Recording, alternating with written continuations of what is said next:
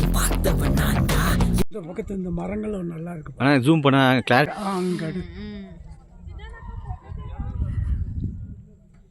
சரி வாங்க உங்களுக்கு சட்டை காஞ்சி வச்சு பாருங்க அப்படியே இந்த கட்டடத்தை அப்படியே ஒரு இது லேசாட்டு போட்டா வீடியோவில் தெரியும். அந்த அந்த இது இல்லைப்பா இதுதான் நல்லது.